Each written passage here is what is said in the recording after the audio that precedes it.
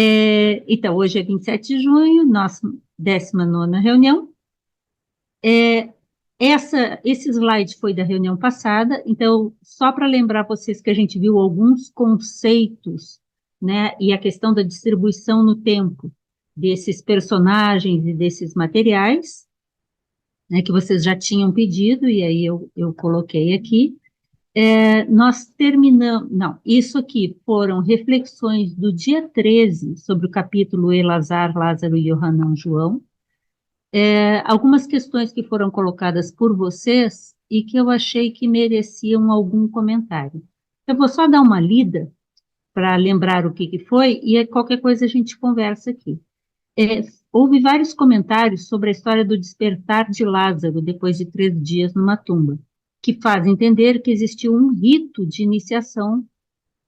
Eu não diria que é iniciação aos ensinamentos de Jesus, mas que, de acordo com o texto, como está colocado no Novo Testamento, Jesus realmente coordenou, era o hierofante, estava à frente de um rito de iniciação, no qual o iniciado naquele rito era João, que é Elazar, na verdade, seu nome, né?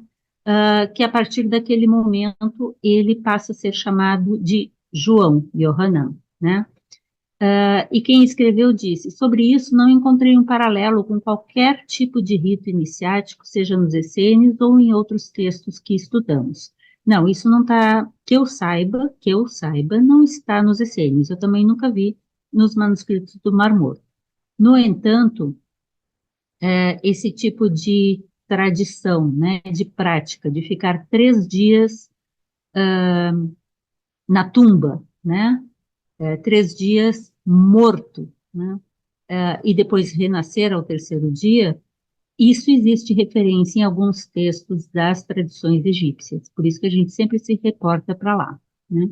Esse ritual de iniciação foi uma iniciativa de Jesus e seu grupo de seguidores. Não, como eu não posso garantir isso. Eu tenho absoluta certeza, em verdade, que Jesus não estava começando algo do zero. Jesus já vem de uma tradição que ele vem aprendendo. Só que ele nasce, vamos dizer, com certas facilidades, com certa memória, com certas lembranças, com maior discernimento, maior capacidade, e, portanto, ele rapidamente retoma o seu papel de hierofante, de líder, de mestre, de instrutor. Então, quem escreveu diz assim: me parece também que um ritual de iniciação também influenciou outras religiões, histórias, mitos, tanto superiores, posteriores, anteriores, né? Então, sim, ritos de iniciação existem em muitas tradições. Vamos lembrar que aqui mesmo a gente viu o hino de Jesus, que provavelmente ele é um rito, sim, mas provavelmente também tinha esse papel. Se esse rito especificamente é o rito de Yohanan, não posso dizer isso. Não sei.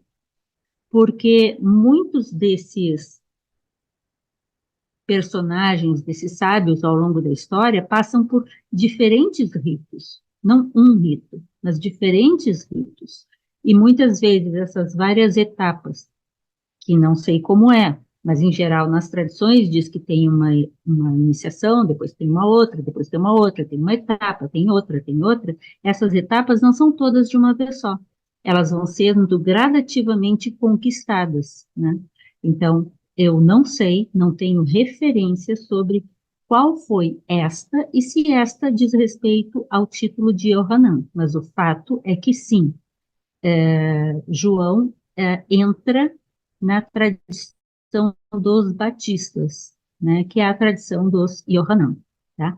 Jesus era também Yohanes? Não, não há referência sobre isso. Eu não posso dizer que sim, porque eu não conheço referência, mas eu diria que ele está junto a essa tradição, mas a tradição de Yohanan é do João Batista, é do Yohanan Ben Zakkai, né? Por que João foi iniciado por Jesus e não por João Batista? Quem sabe ele recebeu as duas iniciações, cada uma de um dos seus instrutores. João foi o único iniciado por Jesus? Eu não acredito. acredito que outros também, porque há uma relação muito intensa e uma referência muito grande de Jesus em relação a Madalena, Simão o Mago, Tiago, João e outros, Tomé, né, e outros, mas esses em especial eu acho que mais chamam a atenção. Outro de vocês escreveu: entendo que o batismo era realizado por um mestre, por sim, um mestre, alguém que tinha essa capacidade, essa propriedade de transmitir, de fazer o batismo. E o batismo, como a gente comentou, não é qualquer coisa, tá? É um rito de iniciação, novamente, é um rito de entrada, é um rito de purificação, como Jesus mesmo diz, e está em outros textos. Eu até naquela reunião do dia 13, eu citei o texto de Clemente de Alexandria aos recém-batizados, em que ele explica que é a iniciação, que é o batismo e a importância de estar preparado para isso. Ou seja, esse mestre é alguém que detém um conhecimento profundo da gnose, dado a um discípulo que também se torna um iniciado. E o que parece ser também um reconhecimento do iniciado como um membro da. E aí eu botei entre aspas crença, porque lembrem bem, quando nós estamos falando de gnoses, a gente não está falando de crenças.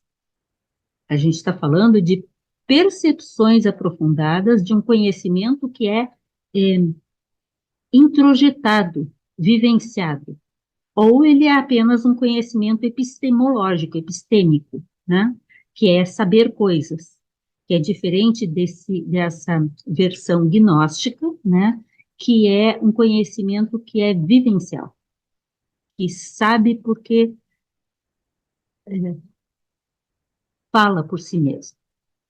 A cena dos batismos de João no Rio Jordão, as cenas de filme, né? Ele dizia, batizando uma multidão para se converterem, parece ser meio contraditório, desfazendo esse caráter de mistério do batismo. Com certeza, concordo com quem escreveu.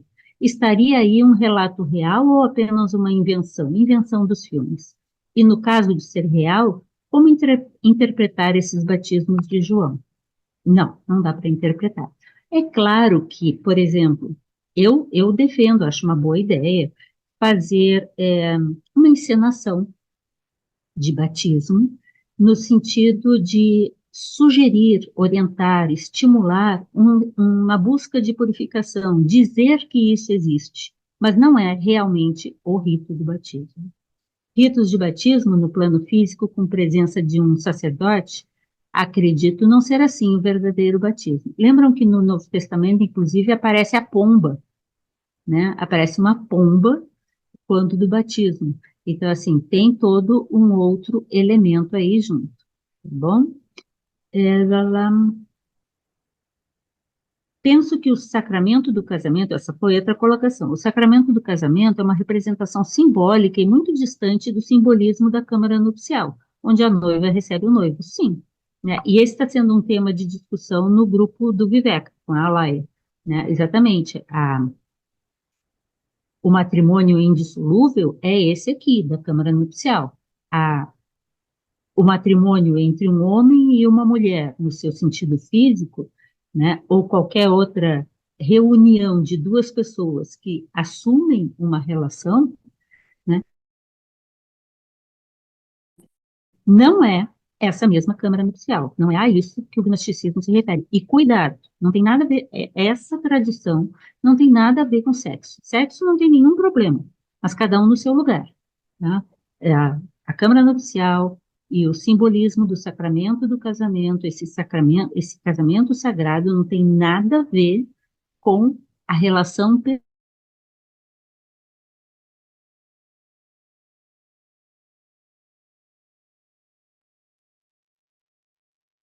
Jane? A Jane travou aí para vocês Né, também? Travou um pouquinho, Jane. sendo citado, acho que foi o Jovair que lembrou, né? E alguém escreveu, e eu comecei por ocultismo prático. E eu achei importante essas duas colocações, porque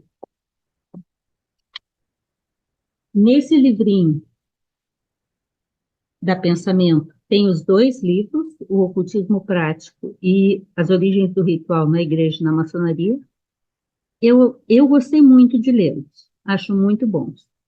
O ocultismo prático, essa expressão, ocultismo, é muito mal entendida na nossa sociedade. Mas ocultismo tem o sentido, não é essa parafernália que fazem por aí, não tem a ver com magias materiais, mas é o sentido de transformação interior, de melhoria dos estados de consciência, de alcançar uma condição mais próxima de um estado de purificação que te permita avançar na senda, no caminho. Infelizmente, a palavra está muito queimada na nossa sociedade. E nesse caso desse livrinho Ocultismo Prático, transcrito pela Blavatsky, ela vai chamar a atenção sobre o que é e o que não é ocultismo, algumas regras de escolas internas da tradição do budismo esotérico, mais interno, e que o ocultismo, na verdade, deveria ser traduzido como altruísmo. Vai se aproximar muito da noção de bodhicitta da tradição budista, que eu imagino que quem está no grupo do Bruno, do Dinana, está vendo bodhicitta aos montes. Aliás, devem estar despertando bodhicitta, né, Bruno? Claro. E também tem essa versão antiga do Origens do Ritual na Igreja da Maçonaria. E eu tenho outro ocultismo prático aqui, mas não vou mostrar para vocês, porque não quero ficar mostrando muita coisa. Ai, alguma questão por aqui? Por que eu estou fazendo essa revisão? Porque eu não quero deixar coisas penduradas aqui. E esse foi o último slide da nossa última reunião, reflexões sobre o Evangelho da Luz. Nós terminamos aqui falando sobre a questão o Evangelho da Luz se refere muito às questões realmente mais espirituais, a questão do círculo da luz, da transformação interna, né, e da questão mais metafísica, né? E aí, depois desse slide, eu fui olhar, então, o que teve de comentários no chat do dia 20 e tirei essas passagens. Alguém escreveu: há muitos anos vi um vídeo do Greg Braden, eu não conheço, o Código de Moisés, tenho alguma noção, falando sobre isso. Falando sobre isso é o sentido do eu sou e de algumas expressões da Cabala. Na interpretação dele, faltou uma vírgula. Aquela frase, eu sou o caminho, a verdade e a vida, seria, por exemplo, eu sou, vírgula, o caminho, vírgula, a vida, a verdade e a vida. Então, seriam, que nós comentamos que eu sou o caminho, a verdade e a vida, né? E essa seria uma outra possibilidade que esse autor traz. Eu sou o caminho, a verdade e a vida. Ou algo parecido com isso, disse quem escreveu. Alguém, eu sei quem são as pessoas, tá? Disse que comprou o Novo Testamento da Bíblia de Jerusalém de 1973, das edições paulinas. E em João não está grafado em maiúsculo o eu sou. Por quê? Porque a edição de 1973 das paulinas é a antiga. A das paulinas é a de 84, que faz a tradução da de 73 francesa. E aí, por isso, que não está como está na minha, né? Na minha, o eu sou, na minha aqui, o eu sou está grafado em caixa alta. E hoje nós vamos ver sobre isso. Assim, você pode, e que no rodapé diz, eu sou é Jesus, né, que revela o Pai. E na nova versão, tem eu sou referindo o título referido pela Cabala. Apareceram um monte de questões sobre a Ein Sof Hour, porque estava no texto, lembra? A Ein Sof pode ser chamado de Barbelô? Eu acho que eu vou ter que pedir ajuda aos universitários, né? Acho que a Laia, não sei se está aqui hoje, mas a Ein Sof pode ser chamada de Barbelô? Eu acho que sim, mas eu não fui a fundo para ver. O Ein Sof Hour seria Cristo? Eu acho que sim, e quero ouvir a opinião de vocês. Minha internet está instável, está dizendo aqui. Acho que é o Cristo, disseram, a luz que vem ao mundo. Sim, pelo caráter doador e outras atribuições, parece muito a Ein Sof ao Deus não gerado, ou ao Deus incognoscível, o primeiro que é anterior a tudo, né? Então, aqui, o primeiro dos pontos que gera tudo. E alguém citou a tradição do Sufi, do mestre Rumi, que ele disse: você está preparado para deixar todo o seu conhecimento? Porque a gente estava discutindo sobre precisar usar a mente, precisar desenvolver o conhecimento e se desapegar do conhecido, dos conceitos, das amarras, né? Ter aquilo não como um instrumento frio externo, mas como parte de você, né? E não ter apego ao seu conhecimento, que é um apego ao eu. Para adentrar aos portões da sabedoria, é claro, é preciso estar livre do amontoado de conhecimentos que acumulou durante todas as suas existências. É preciso estar livre de todo o rótulo, de todo o amálgama de livros lidos. Um dia será preciso simplesmente fechá-los. E aí eu acho que eu chamei a atenção, mas tomem cuidado. Eu tenho absoluta certeza disso, mas vocês não precisam concordar comigo. Que toda verdadeira tradição exige, e muito, estudo, conhecimento mesmo. Porque sem você se aprofundar no conhecimento, você não tem como avançar no caminho. No entanto, não basta ter conhecimento. Na universidade, a gente está cheio de doutores que têm muito conhecimento livresco, mas não sei se tem sabedoria.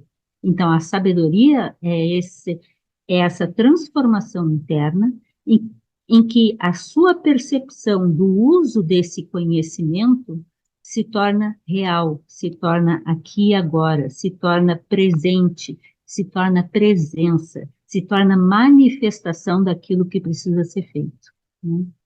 Então, um pouco nesse sentido. E aí eu fecho e vamos começar o nosso capítulo de hoje. Algum comentário até aqui? Alguém quer comentar alguma coisa das coisas que eu chamei a atenção? Ok? Então tá. Então, o capítulo de hoje chama Notas de G.R.A. Smith e H.P. Blavatsky sobre o Quarto Evangelho. É George, não me lembro o resto, Steele Mead e Helena Petrovna Blavatsky. Ambos são do século XIX. Mead nasceu em 63, se eu não me engano, alguma coisa assim. Blavatsky em 31, 1863, 1831. Blavatsky morre em 1891 e Mead em 1934, se eu não estou enganando, né? E o Mead foi secretário da Blavatsky na Sociedade Teosófica. Blavatsky fundou a Sociedade Teosófica junto com outras duas pessoas em 1875 e com esse objetivo de trazer os ensinamentos mais profundos, o ocultismo não deturpado, né, para que outros pudessem ter acesso a essas tradições, né? A Sociedade Teosófica funcionou por um bom tempo, ela ainda existe, existem grupos em várias partes do mundo, inclusive aqui no Brasil, né? Mas em cada local ela às vezes caminha por caminhos distintos, né? E Blavatsky continua sendo muito importante dentro da Sociedade Teosófica, mas em alguns lugares ela fica um pouco esquecida. E aí vai dar opção de cada grupo como se estrutura e o que vai buscar para estudar.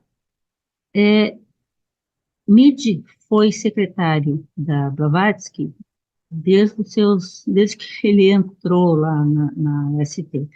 Ele era muito jovem e ficou com ela até a sua morte. E a Blavatsky chegou um momento em que ela se afastou da Sociedade Teosófica, como a sociedade estava estruturada, e foi para a Europa. Ela estava na Índia, foi para a Europa, e aí foi para Inglaterra e formaram uma loja é um grupo de estudos, né? A loja chamada de Loja Blavatsky. Nessa loja, ela criou um grupo interno, que é conhecido como Inner Group. É um grupo selecionado de algumas pessoas que ela considerava estudiosos de valor, né, e que foram aceitos nesse grupo mais aprofundado, né, para um treinamento, uma capacitação, um aprofundamento, uma discussão mais aprofundada e de nível mais elevado, né? Então, ela oferece, por exemplo, para quem já leu o livrinho A Voz do Silêncio, a esse grupo. A doutrina secreta era o material de estudo desse grupo. E o Evangelho de João também foi material de estudo desse grupo, e Pistis Sofia também foi material de estudo desse grupo. Então, vocês veem como a gente está patinando em várias coisas, né? Esse era o material básico de estudo, né? Então, assim, ela provavelmente era bem exigente em termos de capacitação, né? Então, eram realizados estudos em diversas áreas, como eu estava dizendo, doutrina secreta e voz do silêncio eram materiais básicos, e também em relação ao gnosticismo cristão.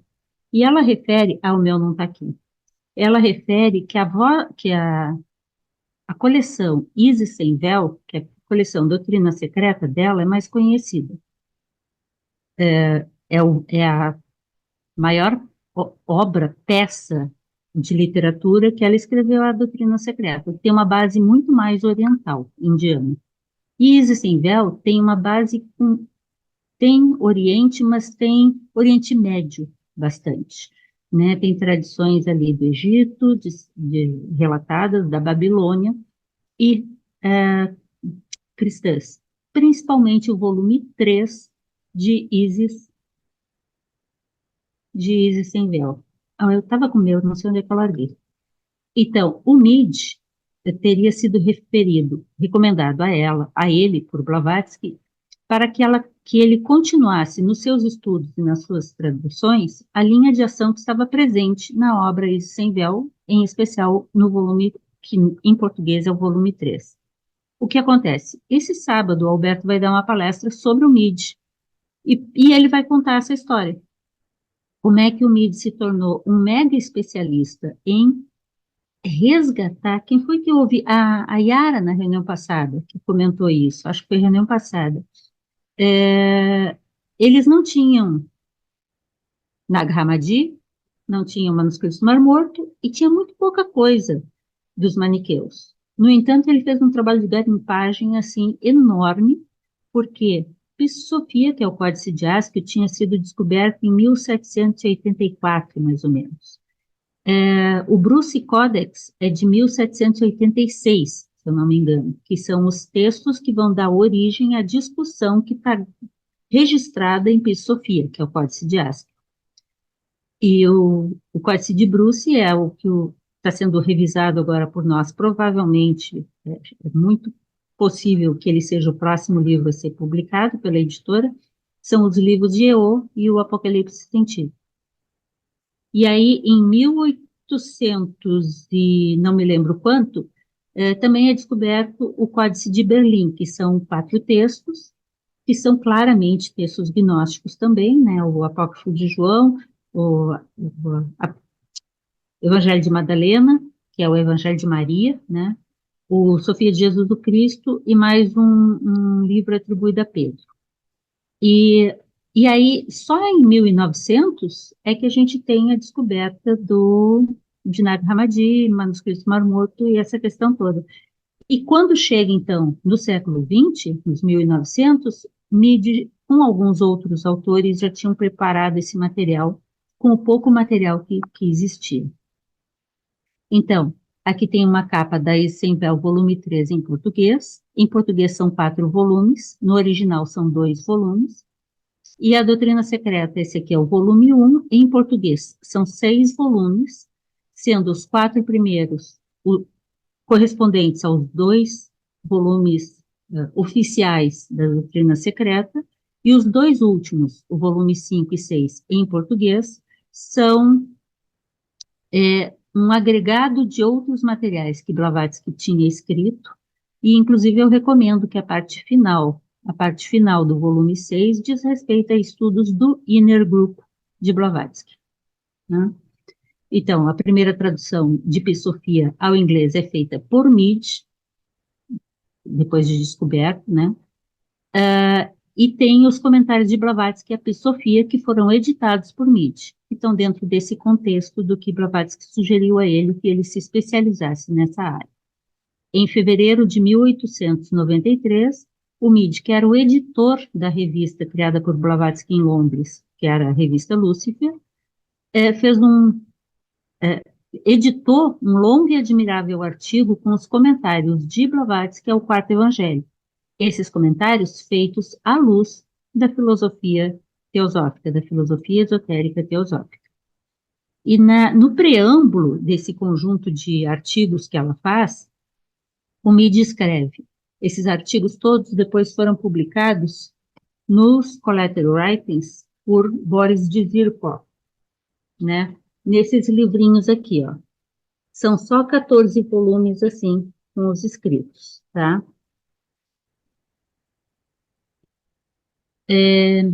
Diz o Mead, as seguintes notas constituíram a base de discussão dos encontros da loja Blavatsky em outubro de 1889, 2 anos antes dela morrer. 3 anos antes dela morrer. Elas foram preparadas por mim, diz Mead, antes dos encontros, sendo que a maioria delas foi retirada de textos de Blavatsky, que é mais ou menos o que eu estou fazendo aqui. Eu recorto pedaços do texto do Alberto e trago aqui para a nossa discussão, né? Como é impossível apresentar este tema de um modo preciso, as notas devem ser vistas apenas como vislumbres para os estudantes, e especialmente como um útil exemplo do método de interpretação de HPB. E eu achei interessante ele colocar isso aqui, porque a HPB refere muito que a gente não deve ser muito rígido com as palavras.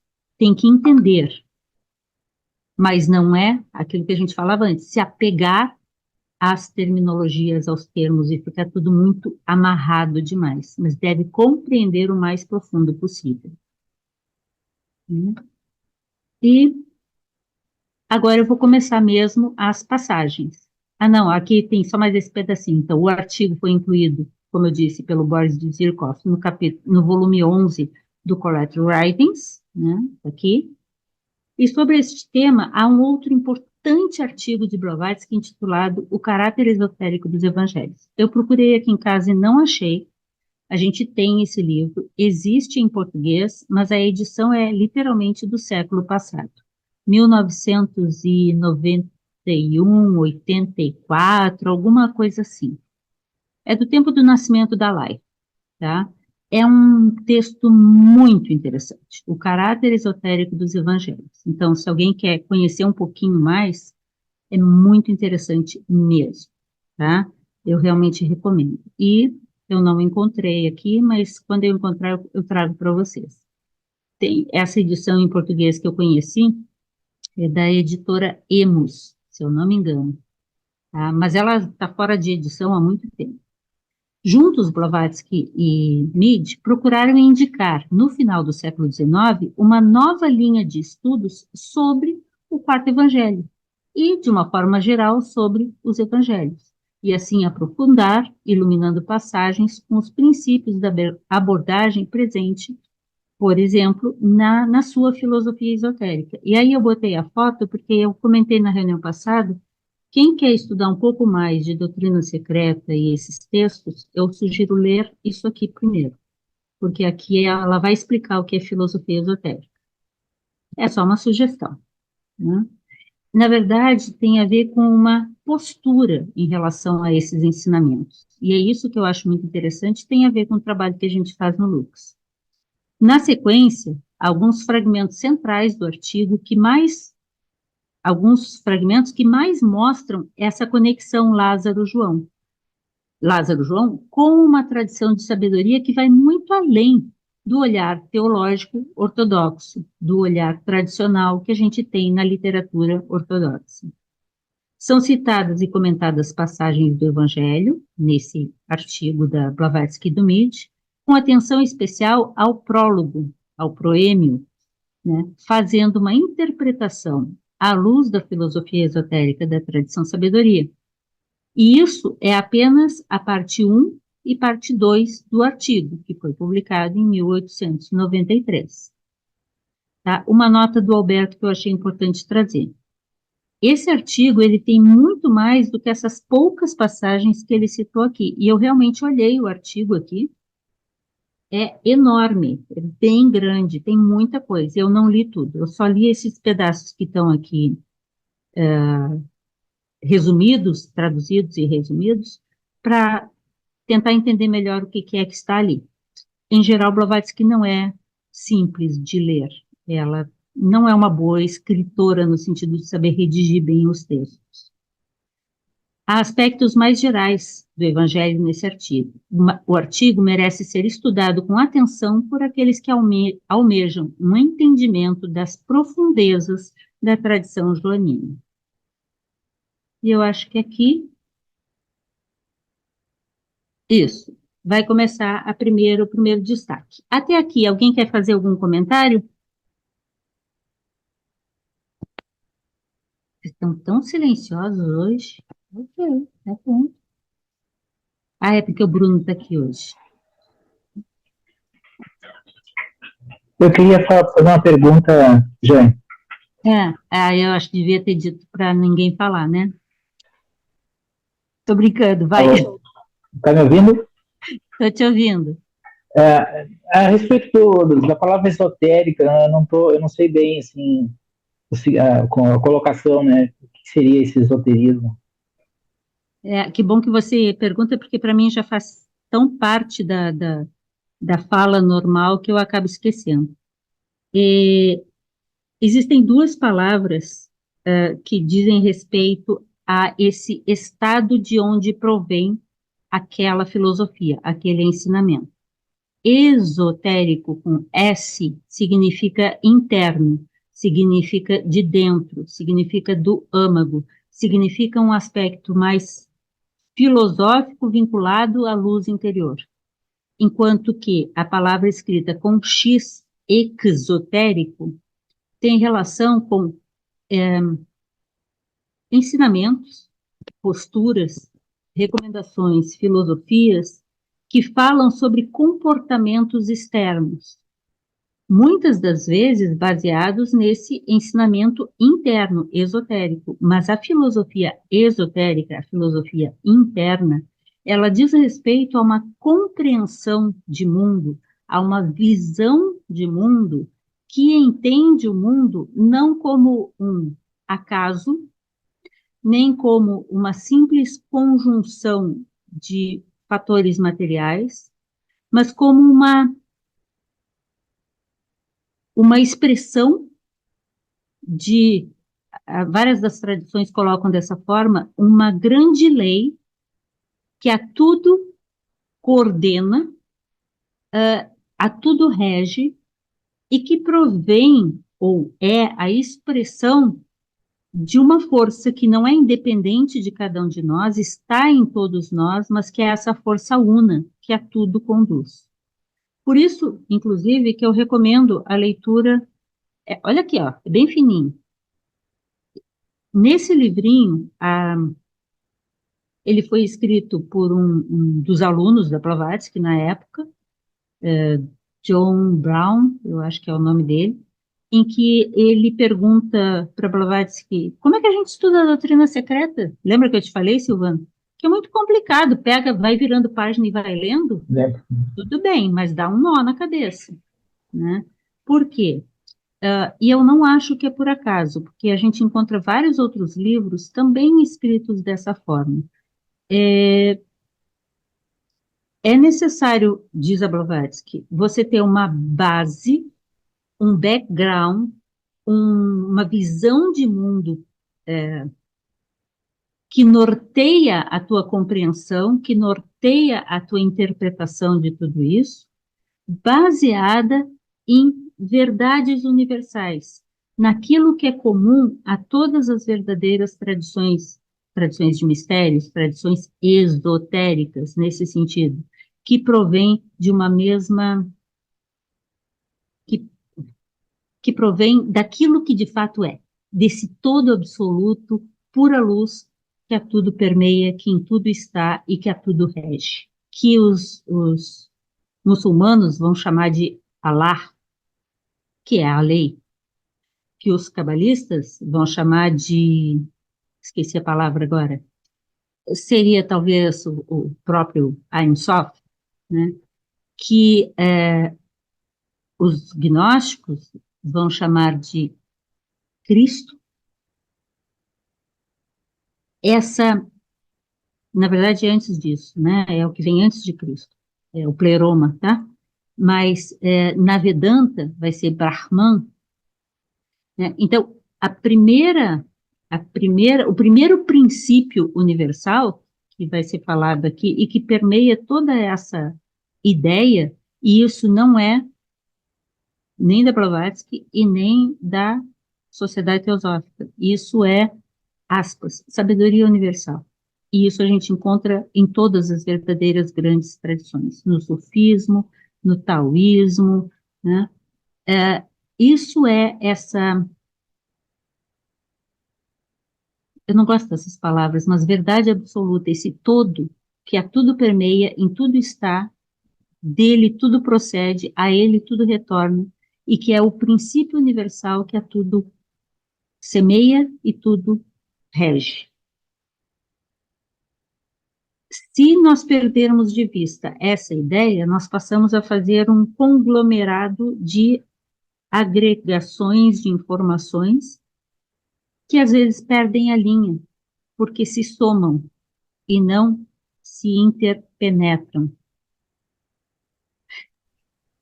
Está ficando difícil, mas Gente, só para um complemento, estou tentando fazer uma desambiguação aqui com relação a essa palavra, tá? Dado que o que tu explicou aí, não é o mesmo significado, por exemplo, quando eu ouvi referências na internet sobre a palavra esotérico e esoterismo. É o que eles usam, é o mesmo significado ou hoje é usado para outra coisa essa palavra? Diferente. é, é, é igual a palavra magia. Magia é a sabedoria do tempo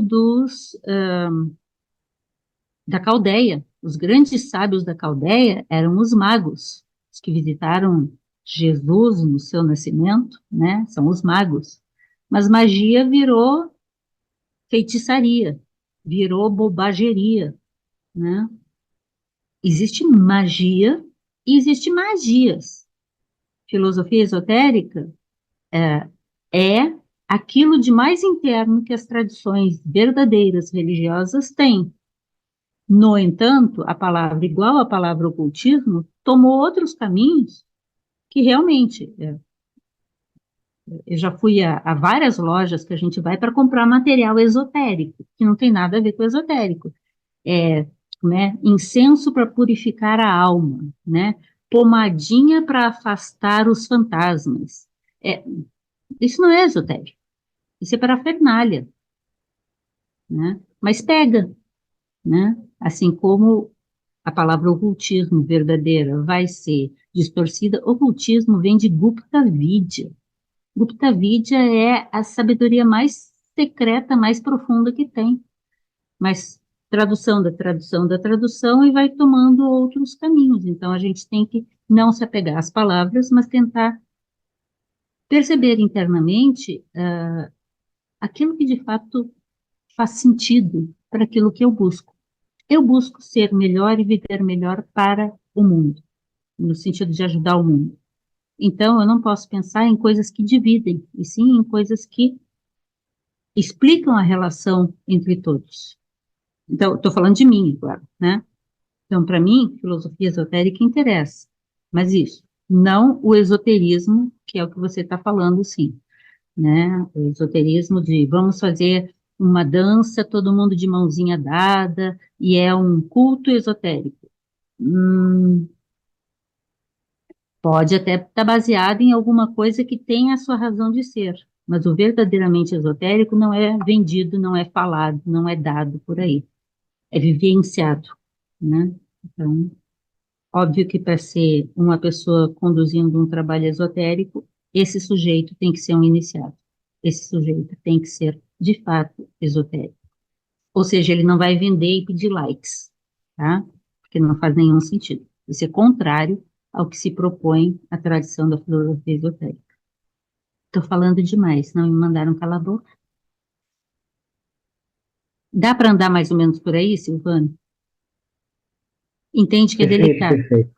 Ainda Era isso mais que eu pro meu queria mesmo. jeito, que eu não gosto de dizer aos outros que tem que ser assim ou tem que ser assado. Eu sei que eu faço isso, mas não me atrai. Mas tem regras, tem regras. Eu sabia que era diferente, só queria entender a diferença. Obrigado, Zé. Obrigada. Então, vamos lá. Primeiro, vocês já viram esse verso aqui, né? No princípio era o Logos, e o Logos estava com Theos, e o Logos era Theos. Então, esse é o primeiro verso do prólogo de João, e é o primeiro que o Mídia Blavatsky, no caso a Blavatsky, vai comentar, e o Mídia vai editar os comentários dela, né? Então, ela logo chama a atenção que tem uma dificuldade de cara no primeiro verso. A interpretação desse curioso complemento estava com Theos.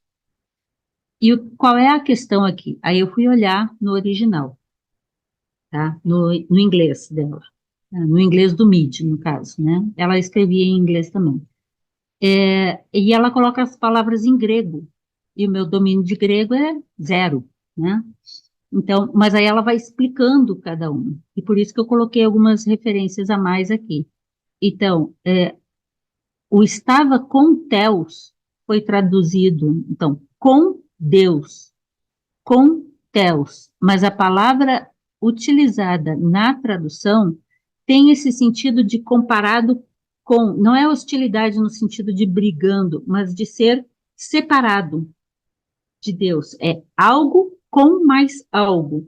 Então, é o Logos e é o Deus, né? E ela diz que a tradução melhor seria, e aí vamos aos problemas com línguas, junto com, então, com Deus, mas no sentido de unido, no mesmo espaço, em conjunto, e não apenas junto, em conjunto, né?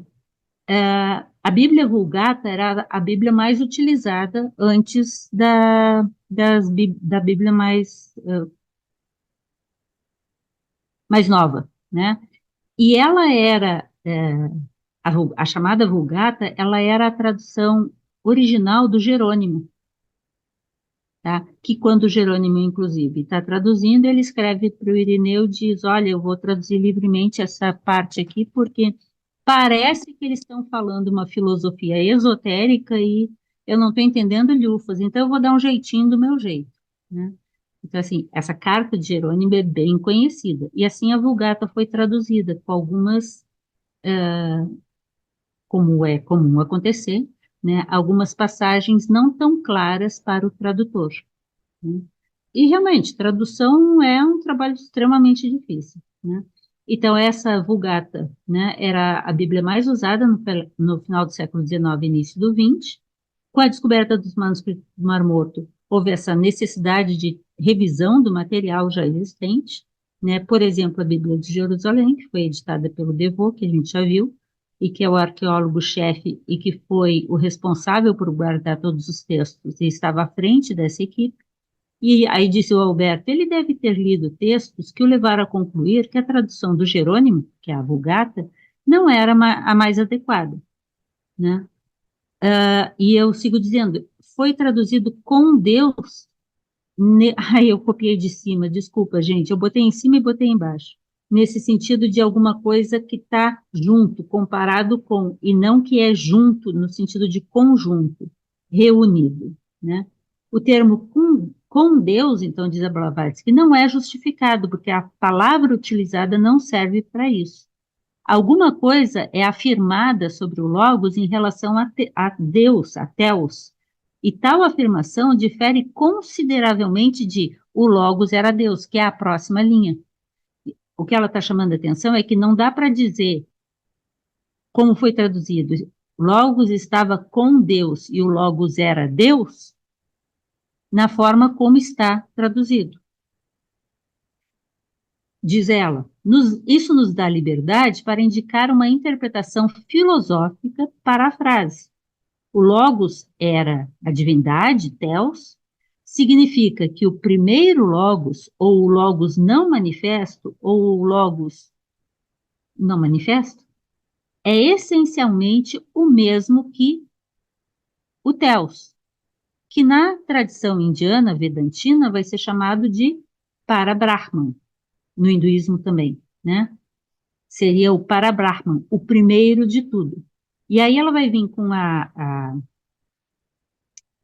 a informação de que em algumas vertentes se fala do primeiro logos, do segundo logos e o terceiro logos. Chamem os universitários, a Laia, para ajudar aqui, tá?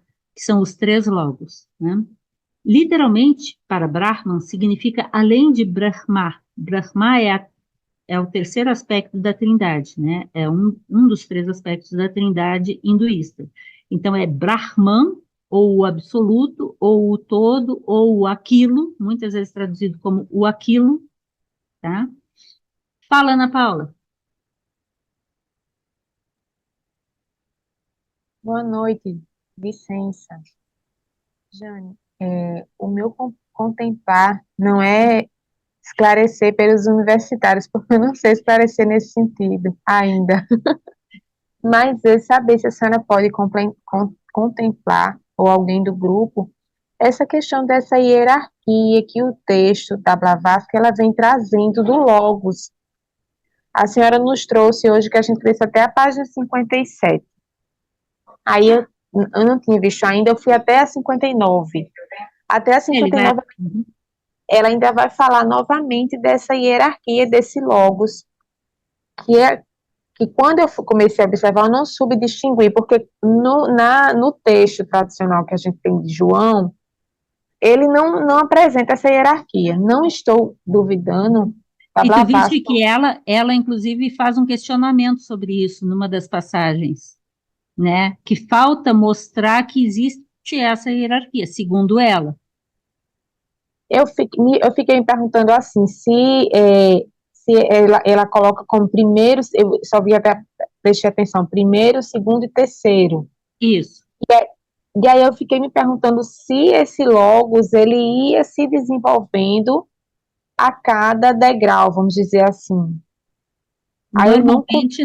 Normalmente não é visto assim. Ana Paula, essa é uma questão, eu acho, extremamente difícil, pelo seguinte, do que eu tenho tido a oportunidade de ler em algumas tradições, quase todas as tradições de filosofia esotérica, ou seja, de base num princípio único que se manifesta em etapas, uma cosmogênese e, consequentemente, uma antropogênese daí derivada, eles apresentam isso como de diferentes formas, mas sim como uma hierarquia, como uma progressão, como um expandir e um contrair, como uma sequência, né? Então, assim, nesse caso aqui, como é baseado na tradição ocidental e Médio Oriente, né, nessa tradição, a expressão logos vem derivada da tradição grega.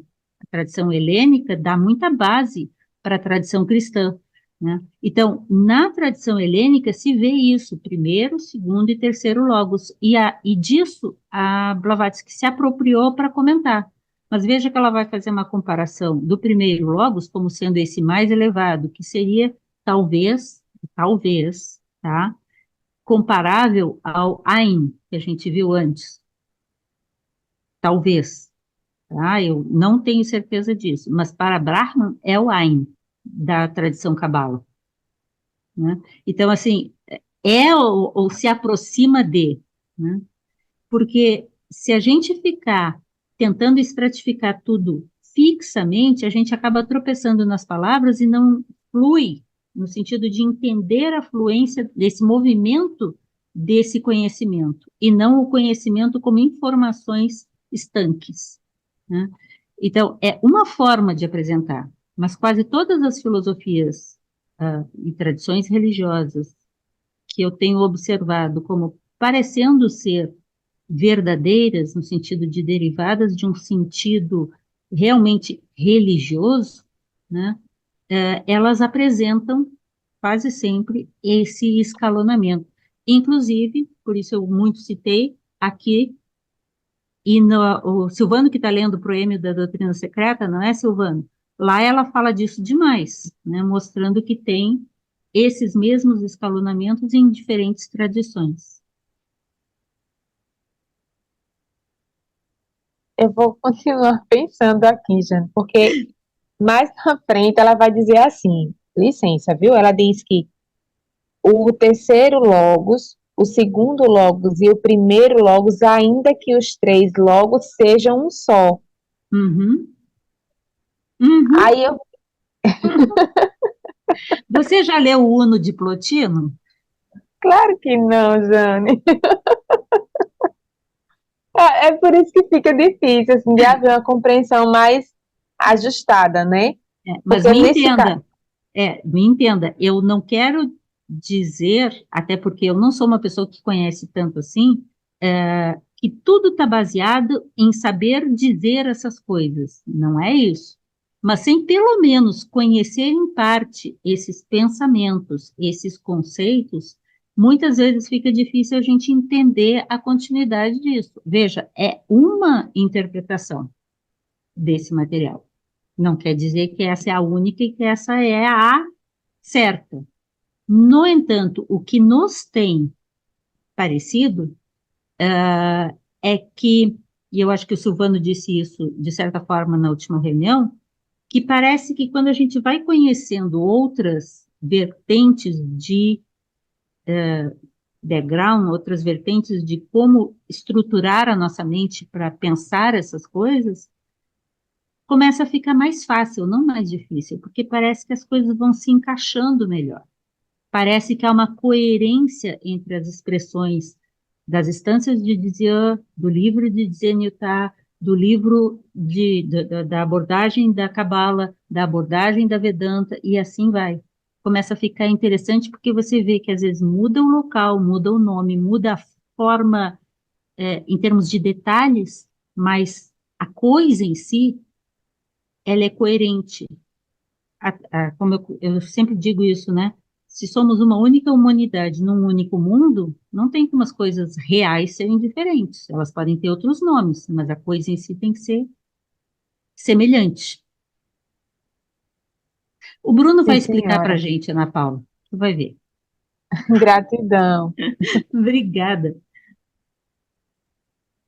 Mas aí, na linha do que a Jane está falando, né? É pensar que esse logos, deixa eu abaixar aqui a mão, é pensar que esse logos, ele na verdade ele é um só, né? E o que eu entendo desse esquema que está na doutrina secreta, que está em outras tradições também, está no gnosticismo também, para quem está acompanhando com os estudos com a Laia, né? A gente tem Bitos, tem aquele abismo, o Deus desconhecido, e aí tem Barbelô, e aí de Barbelô vem mais e mais coisa até chegar em Christus, né? Vem o Logos, e aí vem Christus, né? Até o uso da palavra Logos pode variar de acordo com a tradição, né? Mas é pensar que é um Logos que, quando ele é categorizado em primeiro, segundo, terceiro Logos, são níveis da manifestação. Esse primeiro Logos que a gente vê aqui, né, que estava com Theos, que era Theos, na verdade, né? Porque não tem uma dualidade aqui. Aqui é pré-manifestação, né? É Isso. uma vibração que ainda não está manifesta. Depois a gente vai ter um segundo logos, que aí sim a gente vai ter uma manifestação. E com essa manifestação começa a surgir, digamos assim, uma dualidade muito sutil. Digamos assim, as Uma polaridades. possibilidade de É, dualidade. a possibilidade de polaridade começa a surgir, né? Porque é da polaridade que vem a multiplicidade, que vem a dualidade. E depois tem um terceiro logos, na linguagem da doutrina secreta, que aí sim é quando as formas começam a surgir. Mas não essas formas grosseiras que nós estamos aqui, né? Aprisionados nelas. Mas as formas sutilíssimas, aquelas formas platônicas, né? Aquelas formas ideais e tal, os arquês, aquelas formas mais sutis que vão ser os protótipos para esse mundo em que nós estamos, né? Mas isso aqui ainda está lidando com uma realidade que está muito além da nossa, porque já é um processo de são as inteligências, né, esse ordenamento, como que há um caos primordial que surge dessa primeira vibração, desse primeiro logos, e ele vai começando a ser ordenado e virando cosmos. E nesse processo, isso que é chamado de logos, esse processo de procissão dessa luz, de procissão dessa vida que surge, ela começa a se multiplicar, inclusive em inteligências, né, que vão atuar. A Blavatsky ela vai comparar, como a Jane mencionou, o Ein Sof com Parabrahman, que é esse Deus desconhecido, lá para quem acompanha com a Laia, né? É o Theos, que é o que não cria nada ativamente, né? É aquele absoluto, absolutividade, silêncio total, mas a partir do momento que começa a surgir algo, começam a entrar começam a surgirem, né, a partir principalmente das polaridades e depois, quando começam a surgir as formas, a gente já tem inteligências em ação, que aí entra os Elohim, né, que a Kabbalah fala bastante, e que a Blavatsky, ela bate muito nessa tecla, não traduz Elohim por Deus. Elohim é uma Exatamente. coletividade de inteligências. Então, é mais um processo que eu entendo, né? Eu não sei se a gente talvez possa explicar melhor, mas é mais nesse sentido de que são gradações da manifestação, porque essa manifestação, ela de certa forma é como um chafariz que vai indo por níveis e níveis, essa água vai desembocando e aí chega aqui onde a gente está, mas esquecido, né, dessa conexão com com esse logos, né? Que logos é Christos, é a mesma coisa. A gente vai ver em textos, né, essa mesma identidade, porque esse logos é Theos, no seu sentido mais absoluto, né, é Brahman. O logos também, obviamente, é o Atman, é Christus em nós, é Christus em nosso coração. E é a Alaia. E é Alaya também. Não há Alaya, quer dizer, também está nela, está em todos. Bruno, deixa eu aproveitar uma coisa que ele falou aqui que eu acho que ajuda muito para entender. E concordando, essa, considerando a nossa capacidade de nível de compreensão pelo estágio e estado em que estamos, nós somos a multiplicidade. Então, a nós temos possivelmente uma capacidade restrita de perceber esta unidade ou essa pluralidade na unidade como uma única unidade. Então, quando a gente vê todas essas classificações, como o Bruno muito bem chamou a atenção, do nosso ponto de vista, parece tudo. A gente não vai ver distinções, mas de um ponto de vista mais avançado, a percepção de de tal escalonamento talvez seja diferente. Mas o que a gente tem é isso que a gente tem aqui e no agora, É, porque né? conforme a gente tem esse um, e conforme a manifestação vai ficando mais manifesta, né, as palavras são difíceis aqui de escolher, começa a surgir atributos. Esses atributos que vão dar as características para essa multiplicidade mais grosseira em que nós estamos, né? Tudo bem que aqui a gente está numa versão invertida dessa multiplicidade lá dos eons, né? Dos planos dos eons, mas são esses atributos que vão surgindo e que vão então ter um papel nessa construção, nessa manifestação do do cosmos, né? A gente vê isso na tradição sufi gnóstica, também quando se fala nos vários nomes de Alá, né? Alá, de fato, é inominável, E é de Buda também. incognoscível. E de Buda também, né? Mas Alá tem vários nomes, né? Que são esses atributos que, num determinado nível da manifestação, esses atributos surgem. E em nós, eles vão ser associados a virtudes, porque são essas qualidades que fazem com que a nossa mente se harmonize com essa unidade fundamental, né? Acho que alguém perguntou aqueles princípios, o primeiro princípio da doutrina secreta, a unidade fundamental de todas as coisas, o elemento uno, elemento também não é uma palavra boa, mas é que está lá, né? O logos, melhor dizendo, o Atman, que permeia todas as coisas, ou Christus, que permeia todas as coisas. né? E é interessante que esses atributos, quaisquer que sejam, eles são uma limitação que a gente faz àquilo que de fato é o Theos. Não é por acaso que a tradição cabalista tanto insiste de que Deus não, é inominável. Você não pode atribuir nem nome, nem forma, nem atributos a isso. Por isso, muitas vezes é chamado de aquilo, ou para Brahman, né? Nesse sentido de que qualquer atributo limita aquilo sobre o que nada pode ser dito, né?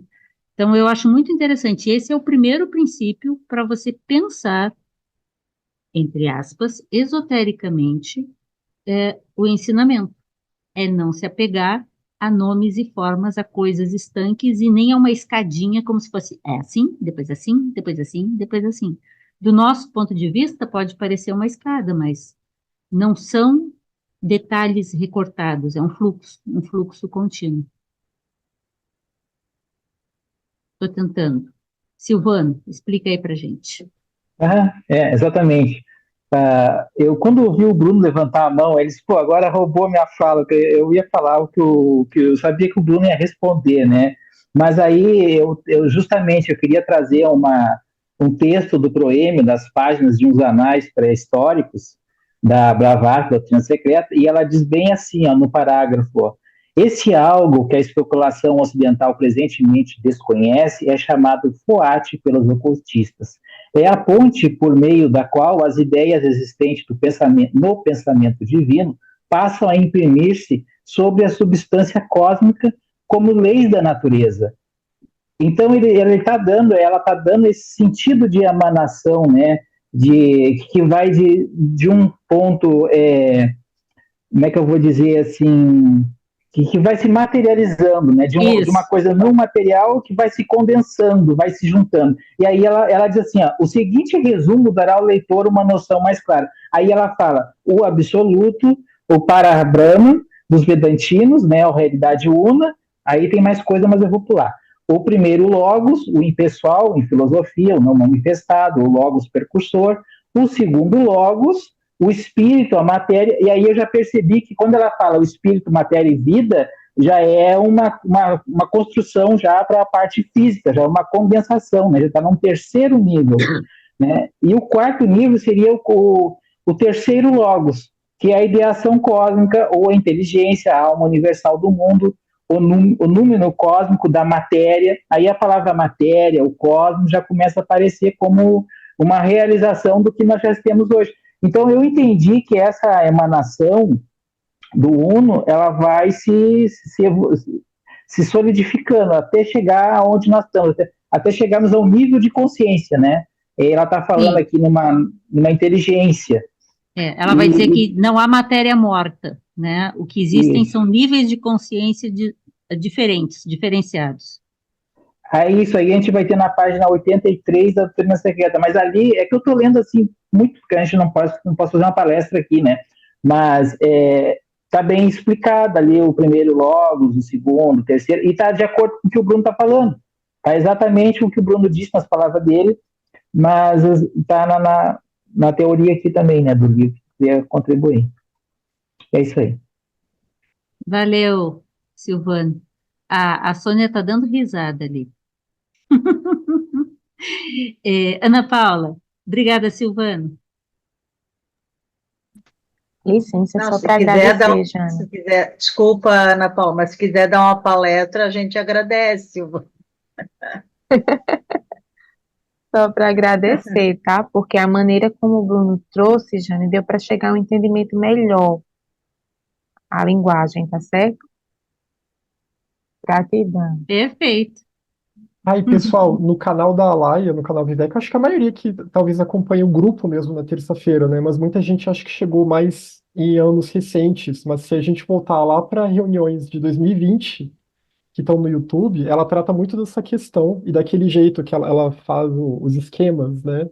Com imagens e tal, bem na linguagem dos evangelhos apócrifos, bem na linguagem dos textos gnósticos, então é bem interessante. Eu seguidamente eu vou e volto, porque daí eu não entendo nada, aí vou lá aí vou, estudo e depois leio de novo. É que nem aqui, né? Aqui, assim, eu faço uma leitura, eu estava ouvindo a Ana Paula, desculpa, eu não levantei a mão.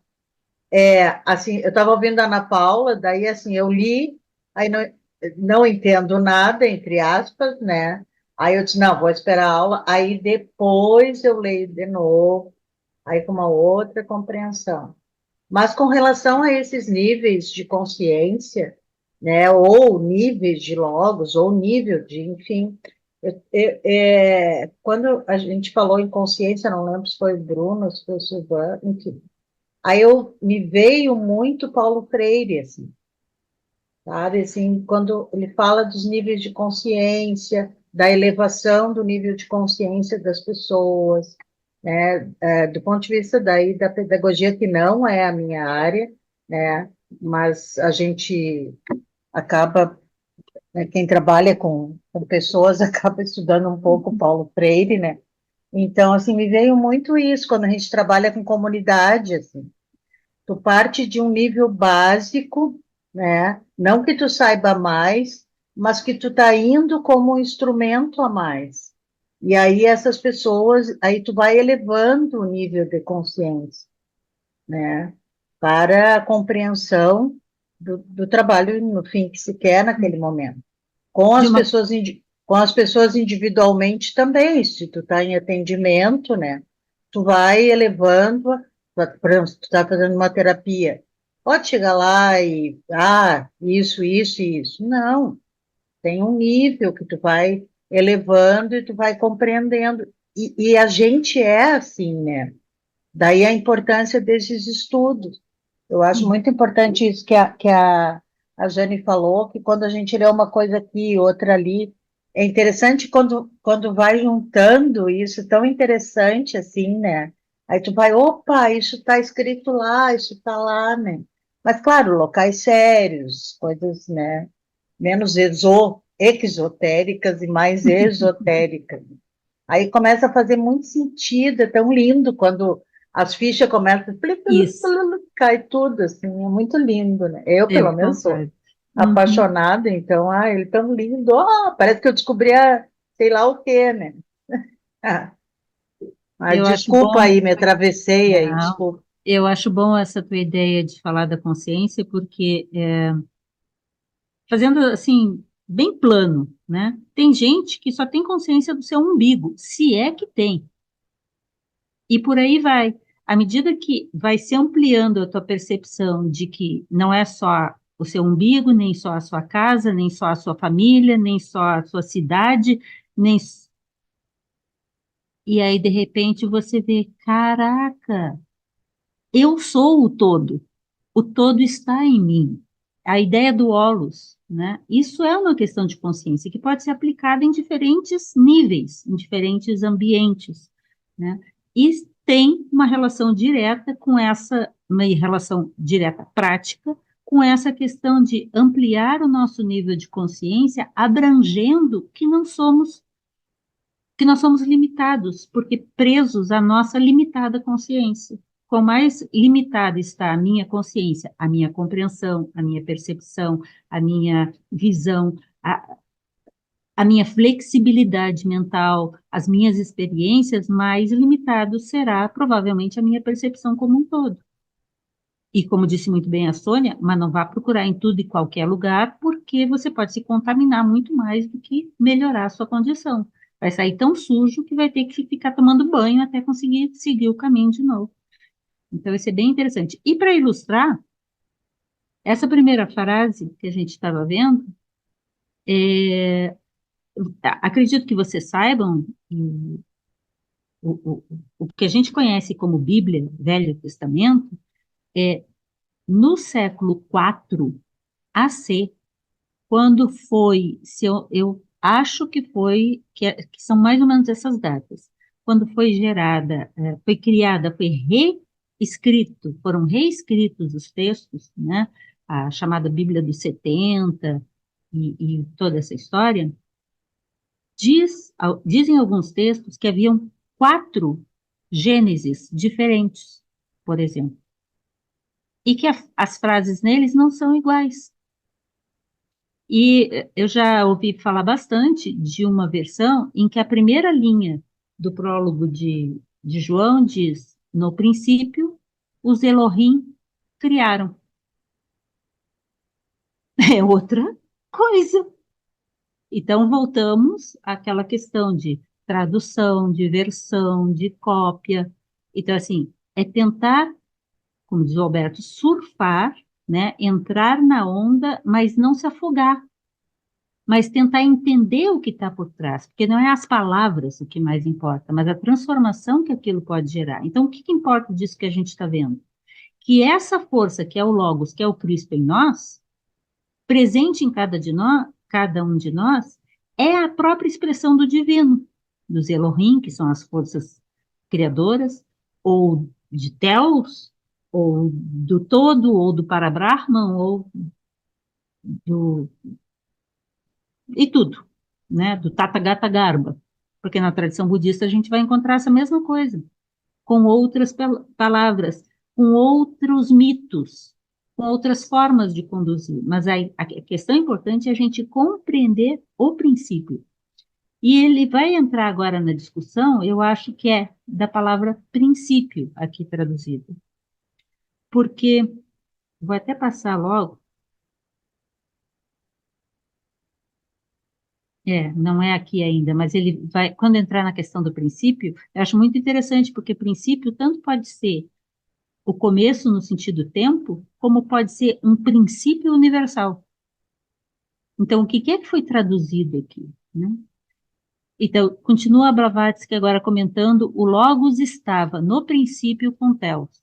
Significa que no primeiro despertar do Manvantara, bom, na tradição como ela a apresenta, existem dois momentos nesse sentido de a, o ritmo é uma constante na manifestação, né?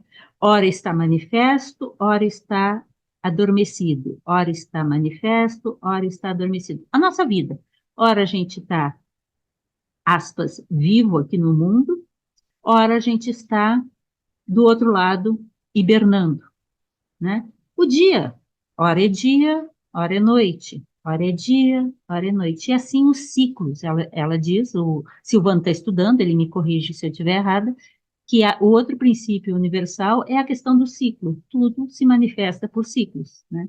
Então, diz ela que essa frase está lembrando a ideia de que no primeiro despertar do Manvantara, Manvantara é o quê? Uma manifestação da, da manifestação. A expressão daquilo que é como manifestação. Existiam o Logos e Mula Prakriti. Mais uma palavra. Mula Prakriti significa matéria primordial. E Mula é a primeira prévia, abstrata, indiferenciada substância que vai dar origem àquilo que é Prakriti, a matéria. A matéria no seu sentido de princípio da manifestação. Então, logos como o aspecto, aspas, nisso, espírito. E mula prakriti como o aspecto, aspas, nisso, matéria. Mas isso num nível do imanifesto para o nosso ponto de vida, onde nós estamos. De acordo com a filosofia esotérica, ou seja, com essas bases nas quais ela está se apoiando, o perfeito espírito, ou espírito perfeito, é a causa, ou seja, é o Svabhava dos budistas e o Mula Prakriti dos filósofos vedantinos. O que é Svabhava? Na tradição budista, a palavra Svabhava é usada com esse mesmo sentido de Mula Prakriti. É aquele estado pai-mãe de existência, uma causa inerente do elemento uno, segundo David Hegel, que o Bruno traduziu, por sinal, está em português, alguns escritos do Hegel sobre a doutrina secreta Kalachakra e outros assuntos assim. Então, Svabhava nos budistas e Mula Prakriti nos filósofos vedantinos tem a ver com esse estado que permite que a manifestação se promova, se manifeste, se expresse. Então, nesse sentido, o primeiro logos estava era Mula Prakriti, no sentido de estarem unidos. Este é o ponto com o círculo do espaço primordial, cujo centro está em todos os lugares e cuja circunferência está em lugar nenhum. Eu e o Silvano comentamos sobre isso na última reunião. Vocês lembram? Esse é um desenho típico da tentativa de expressar graficamente como a filosofia esotérica, de uma forma geral, tenta iconograficamente descrever o início da manifestação. É um ponto atemporal e adimensional que está em todos os lugares e a circunferência gerada pela vibração desse ponto está em lugar nenhum, não é definida, não é marcável. E isso é o estado de Mula Prakriti, ou de Svabhava, onde as coisas podem acontecer. Significa que no Pralaya, Jane, mais uma? Sim, Pralaya é o oposto de Manvantara. Pralaya é o estado de adormecido do universo. Então, o universo manifesto, seu período de manifestação, é chamado, nessa tradição, de Manvantara. E seu estado de hibernação, de adormecimento, é chamado de Pralaya. Olha que interessante, é Pralaya. No Pralaya, o Logos está unido com Parabrahman. Todas essas forças são uma e única só. Uno com ele? Se é assim, o Logos é puro espírito, é Nus, é Cristo, é Atma, é Alaya, quando a diferenciação ainda não ocorreu. Então ele se expressa como a centelha divina, a mônada, em cada um de nós.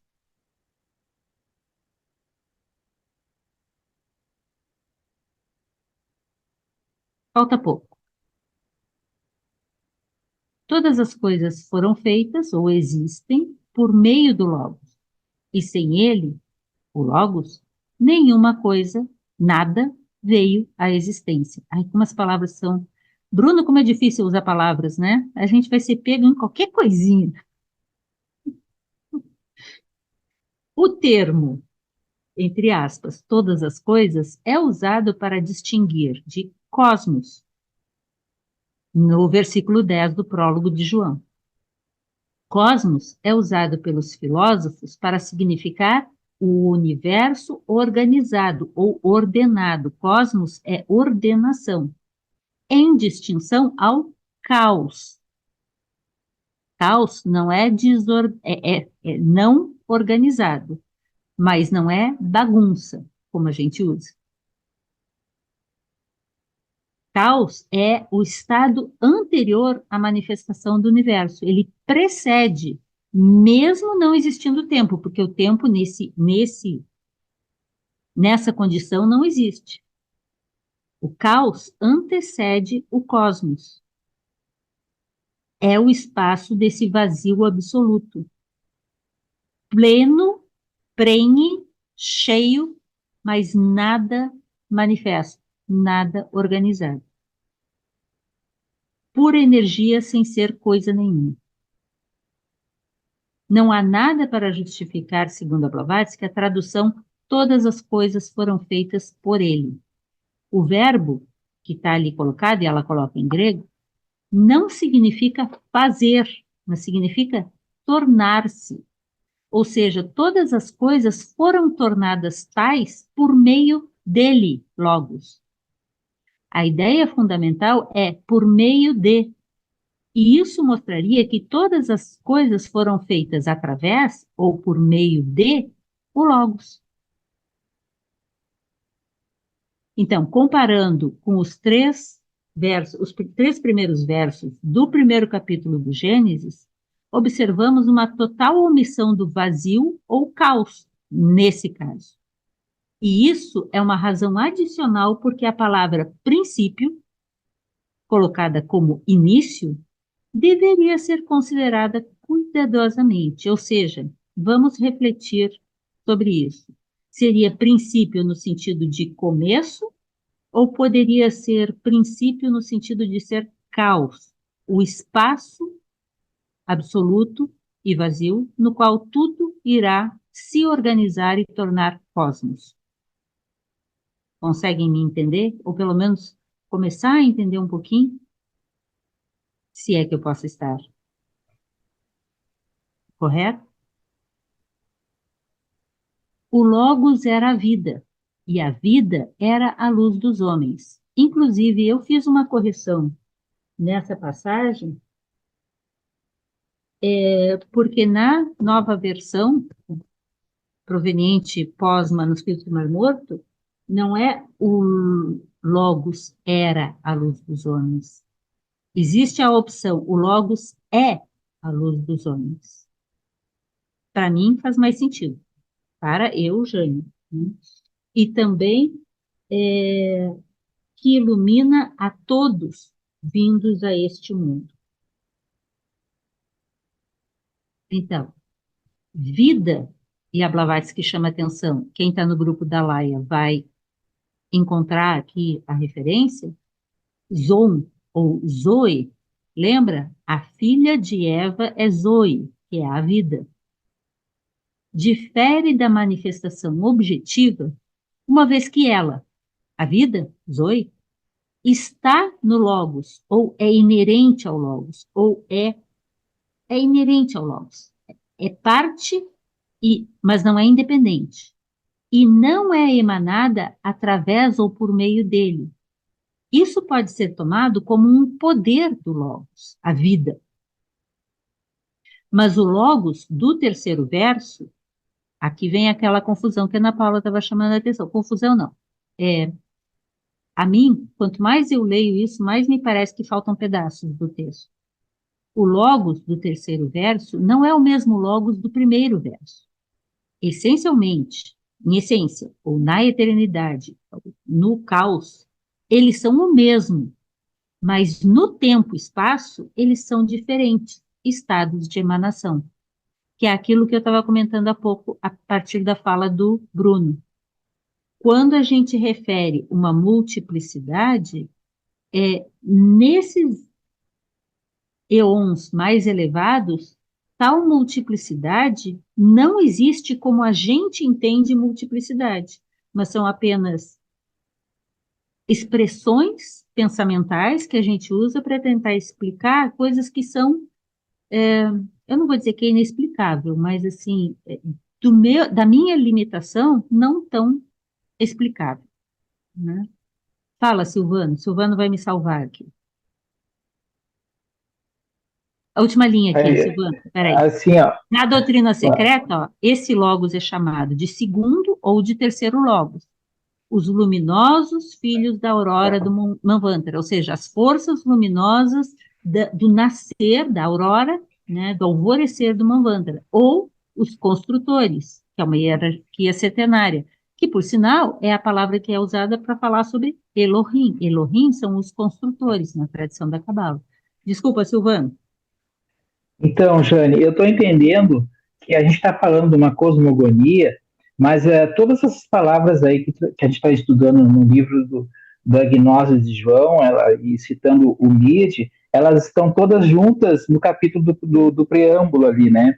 E ali ela fala do Mula Prakti também, que é o absoluto, que serve eu gostei dessa palavra, de substratum a todos os planos objetivos da natureza.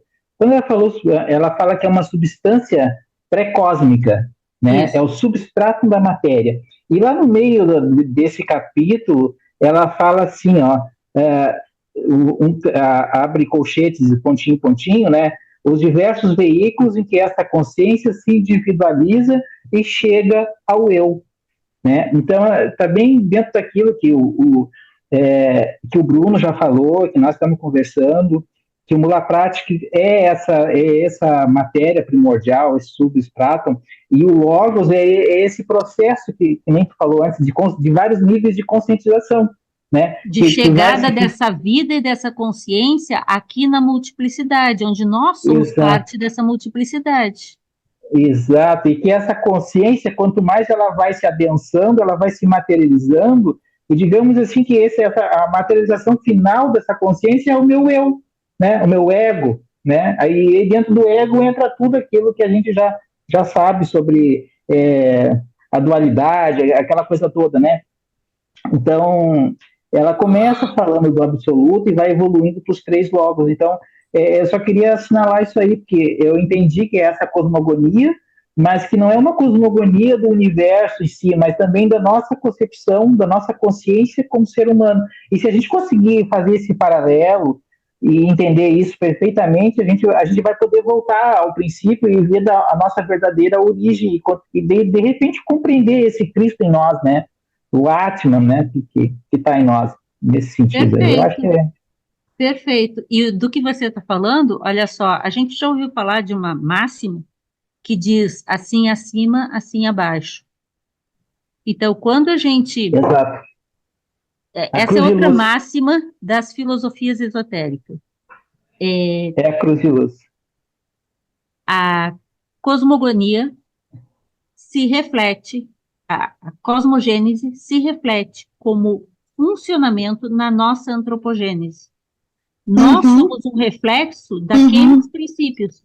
uhum. Nós somos uma expressão do que ocorre no universo. E por isso que diz a física quântica, não há uma única folha que se mova no universo sem que cada um de nós seja com isso movido também. Muito bom, Só para dizer, eu incrível. estou acompanhando a aula com o Riches da Índia, o Gnose de João e a doutrina secreta, tá? Por isso que eu estou sendo chato. Na sua idade eu fazia isso, hoje eu não sei se eu dou conta ainda. Mas e aí vocês me entendem quando eu falo sobre a necessidade de ter conhecimento, mas não se apegar ao conhecimento. Nós não vamos ficar aqui discutindo se a palavra é A ou B, mas se o sentido do fluxo dessa energia tem esse sentido. Claro que é importante você conhecer os conceitos corretos, até para poder conversar e para poder entender melhor. No entanto, o apego aos conceitos não te leva à libertação, à iluminação, e sim à compreensão do processo disso acontecendo. E aí, enquanto o Silvano falava, né, que eu baixei o segundo e o terceiro logos, e ele acabou ilustrando, essa energia, essa força, esse logos que emana desde Mula Prakriti, né, vem desde da região, aspas, de Mula Prakriti e desde para lá. Isso é a energia que vai trazer, de acordo com o mito de Sofia, inclusive, a vida que vai ser penetrada nos humanos que estão aqui na multiplicidade. E isso vai ser chamado, nessa tradição a qual ela está se referindo, de Forrat, dessa potência do terceiro logos, dessa potência de vida, de luz, de força, de energia, força vital, né? Essa força vital que em tudo está, que ativa tudo no universo e ativa em nós a presença dessa luz. Eu estou sem relógio, gente. E a luz brilha nas trevas. E as trevas não a aprenderam, ou, numa outra versão que os manuscritos Mar Morto também oferecem, que também poderia ser traduzido como não a compreenderam. Então, eu achei interessante ver que as duas palavras traduzem a ideia inicial, original, porque é aprender no sentido de prender, aprender não de saber, né? Aprender no sentido de aprender e compreender no sentido de entender aquilo. Então, eu acho que isso fortalece mais ainda essa ideia, né? Não a compreenderam ou não a aprenderam.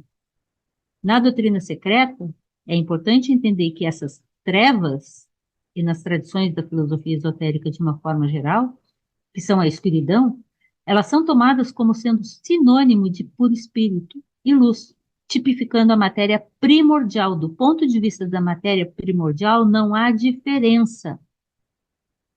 Elas são a plenitude da escuridão, porque nada ali se manifesta.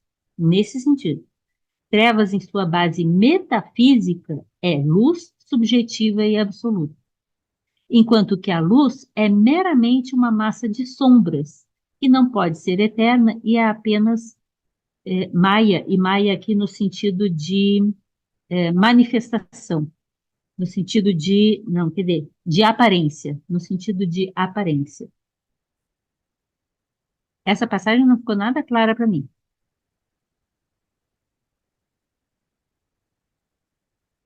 Já passo para Ana Paula. Seriam luz e trevas neste verso, usadas no mesmo sentido? Pergunta Blavatsky. Porque tem tradições que mostram assim, do ponto de vista, como ela disse ali, do ponto de vista metafísico, elas são idênticas. Ou significa que esta vida, a qual tal vida é a potência do Logos, é o Forrat, é entendida pelos homens como luz, vida e luz sendo a mesma coisa, considerando que ela é mais elevada que a luz, essa luz que é meramente a massa de sombras. No entanto, o Logos, ou as trevas, é a luz real, ela está só provocando, só para deixar a gente doido, tá? Última linha, e aí eu passo para Ana Paula e depois para o Bruno. A passagem, as trevas não a aprenderam, então, significa que o Espírito Absoluto não apreendeu esta ilusória luz. Essa é a interpretação que ela oferece, né? Fala, Ana Paula. Licença, Jane. Nesse contexto que ela vem trazendo dessas reflexões que a senhora está trazendo agora no slide, quando eu estava lendo, me veio a seguinte questão assim, a Blavatsky, ela não traz nesse sentido aí eu posso estar equivocada, as trevas como algo ruim, Nesse como, momento aqui, não. Exatamente. Ela como, aqui está se corri, referindo às trevas como o vazio absoluto, como como, caos. corri, como corriqueiramente a gente escuta que as trevas é algo ruim. E aí, no Sim. continuar do texto, me deu um entendimento que é dessa treva da onde promana, da onde nasce toda essa luz na qual, vamos dizer assim, eu estou buscando, e que não é essa luz ilusória. Ela traz que, nesse caso, essa massa de sombras, que não pode ser eterna, é apenas uma ilusão. E aí Uhum. me veio a questão, trazendo para o cotidiano, de que as trevas é visto como algo ruim, algo negativo. Aí vem a questão da ilusão. Porque quando ela traz que essas trevas seria a luz, da onde vem toda a vida, não é algo negativo. E aí me deu o entendimento que é das trevas aonde vem essa luz, aonde nasce a luz. É de lá onde surge. E aí vem esse entendimento desses ensinos que a senhora vem trazendo na noite de hoje, que é um continuar do estudo na qual estamos buscando compreender, de que não estar preso às palavras, ao Uhum. sentido literal delas, mas fazer essa interpretação de uma forma mais ampla, que possa me levar a um entendimento sem estar apegado. Aí Não entra o que a ficar senhora preso, aos conceitos prévios que já temos, aos atributos que a gente os utiliza. Sim, Perfeito. senhora, porque aí, nesse caso, se eu for pegar o que é dito no cotidiano, treva seria algo ruim, algo que não traz benefícios, e nesse caso não, ela vem trazendo uma interpretação de uma treva da onde a luz nasce nela. Então já amplia esse Vamos ver se conceito. o. Desculpa. Já Não, amplia o tudo certo. conceito. Desse entendimento de não ficar ali presinho, se colocar ali naquela cadeia de que as palavras elas não podem ter um sentido a mais, um entendimento maior. É, Gratidão. eu fiquei pensando muito aqui nesse slide, porque achei bem difícil a princípio, mas depois conhecendo, já li muita coisa de Blavatsky, conhecendo um pouco as provocações que ela gosta de fazer, eu arrisquei um pensamento que eu gostei. E eu vou ver se depois o Silvano e o Bruno melhoram a nossa compreensão. Mas lembra que no slide anterior tem a passagem do caos, que vai se corresponder ao pralaya, e o cosmos como sendo Manvantara, a manifestação e manifesto. Mas no caos, tudo está presente, mas nada é manifesto. Não há diferenciação e nada pode ser dito ou referido ou atribuído a essa condição de caos, como a escuridão. Porque na escuridão, e aí pensem até em termos físicos, na completa escuridão você não distingue nada em termos visuais, né? Então, só que tudo está ali presente, e por isso ali está a luz também. Blavatsky gosta muito de provocar a gente no sentido de não deixar a gente ficar acomodado. Ah, então é assim, que daí é assim, que daí é assim, e isso vai assim. E isso leva disso que vai para aquilo. Aí ela puxa assim, um pedacinho, um parafuso, e você não consegue segurar aquilo. Para não ficar preso ao querer explicar tudo, no sentido de querer ser um grande intelectual explicador do detalhamento. Porque isso é o que a gente faz. O que não significa não querer entender. Então, é tentar entender, aprofundar e soltar. Não se apegar naquilo como agora eu tenho a verdade. Não, ela puxa. Eu tive a impressão aqui que ela está fazendo isso. Ela está mostrando que sim, Ana Paula, como você está chamando a atenção, as aqui chamadas trevas, e na Cabala, na árvore da vida, a gente tem quando se fala do Ein é zero, zero, nada, é o zero absoluto. Mas de Ein vem Ein Sof, de Ein Sof a Ein Sof Power. Nós estamos falando a mesma coisa aqui. Então, nesse nada, nessa escuridão, nessas trevas, está a luz, e está tudo, mas não está no seu sentido manifesto. E luz, aqui colocado, é manifestação, e, portanto, na manifestação, ela passa a ser coisa, ela passa a ser multiplicidade. Então, aqui a gente consegue estabelecer uma dualidade. Mas foi só o que me chamou a atenção. E para a gente não se perder nas ilusórias luzes, achando que essas luzes são a luz primeva, porque a luz primeva, ela não é a luz. Ela não é, ela simplesmente é. É da Nyaya, o Bruno, que Sim. é e não é simultaneamente, nem é nem não é simultaneamente, né? Nem não É, é, não nem é, não é. e não é, isso. Isso é Então, a trabalha com uma Madhyamika. outra lógica. A Nyaya também é. É, O budismo, né, trabalha muito com isso. Mas muito nessa linha do que vocês estão falando, né, a Blavatsky ela diz na doutrina secreta, porque isso está nas instâncias de Dzyan, né, essas trevas que ela fala, essa é a verdadeira luz. É porque a gente, muito na linha do que a Jane falou, né, como a gente só percebe a multiplicidade, para nós é inconcebível pensar nessa verdadeira luz. A gente só consegue imaginar trevas, mas essa é a verdadeira luz.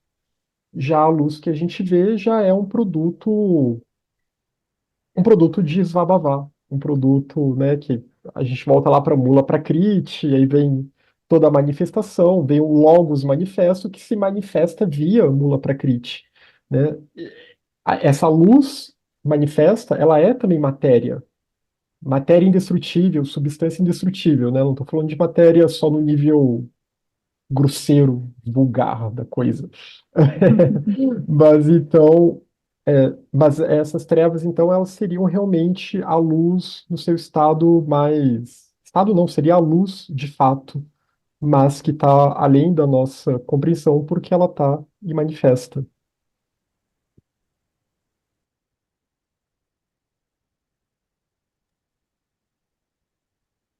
esclareceu. Silvano? Quer dizer, não sei se a Jane tem mais a falar. Então, Não, não, eu achei perfeito. Então, eu estava abrindo as instâncias de ZU aqui e o Bruno falou das instâncias de ZU. Eu queria poder falar antes do Bruno, pelo menos, um pouquinho, uma vez antes. Olha só. Ele está levantando a mão antes de você. Então, por uma questão de segundos aí, tá? Eu até trouxe aqui, ó, eu estava lendo e eu li até a quarta instância, tá? Eu não li todas ainda, estou começando a ler o livro, não me apropriei ainda de tudo, mas ali na instância um, essas trevas e luz que nós estamos falando, não é a dicotomia, ou aquela diferença entre trevas e luz dos essênios, não é isso. Trevas e luz aqui está falando de cosmogonia, de criação. E se existe aquele estado como aquele estado de respiração em que se a gente vive, depois morre, depois renasce de novo, aquele tempo, né, que as trevas é aquele momento antes da criação, é o princípio, né? E aí ela diz assim, ó, lá no item fora 5, do tempo. Fora do tempo. Lá no item 5 da instância 1, ó, só as trevas enchiam todos sem limites, porque pai, mãe e filho eram novamente um. E o filho ainda não havia despertado para a nova roda e a peregrinação por ela. Já na instância 3, ela diz assim, ó, olha como muda o significado do que a gente tem hoje de trevas. As trevas irradiam a luz, e a luz emite um raio solitário sobre as águas, e dentro das entranhas da mãe. O raio atravessa o ovo virgem, faz o ovo eterno permanecer e desprende o germe no eterno, que se condensa no ovo do mundo. É a cosmogonia, é a materialização, é a condensação. E as trevas aqui, elas estão irradiando luz. Então, né, não é... E aí, já na instância 4, no item 5, ela vai dizer assim, eu não sei a pronúncia correta, tá? O Oi-Ha-Ho, as trevas, o sem limite, o não número, o Radinidiana, o Savabhavati, não sei como é que pronuncia, né? Vavavá. Uhum. Isso. Então, é o não número, as trevas é o não número, o sem limite, o antes da existência, né? E daí se irradia tudo a luz, e depois ela fala, né, que volta a acontecer de novo, existiu o pai, a mãe, o filho, e depois o filho o Logos, né, alguma coisa nesse sentido, assim, que vai surgindo, né? É isso. É por isso que eu particularmente gosto muito. Um pouco porque quebra essas argolas, né, que nos prendem, que a gente quer tudo explicadinho nos mínimos detalhes. A Jane é assim também, nos mínimos detalhes para que a gente se sinta seguro, né? Mas nada na vida é seguro. É tudo movimento. Então, aqueles princípios básicos colocados para a filosofia esotérica como um todo, e que estão em todas as tradições verdadeiras, está nos sufis, está na Cabala, está nos gnósticos, está no budismo, está na Vedanta. Isso vai partir de alguns princípios, como um uno imensurável, inefável, do qual nada pode se dizer, que contém em si tudo, mas não é a expressão das polaridades, as polaridades vão vir depois. A palavra polaridade é melhor mesmo, vocês muito bem, eu acho que colocaram isso.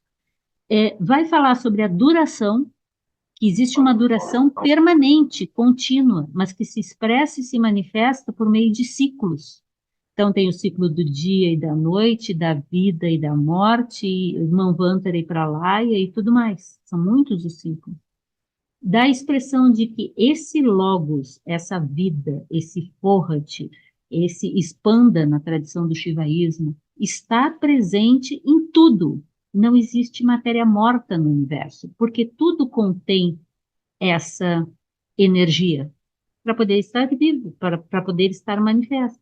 No entanto, existe aqueles que expressam isso efetivamente como vida, como a gente a reconhece, e ela dá exemplos, né, das pedras, que a gente acha que não tem vida, mas tem.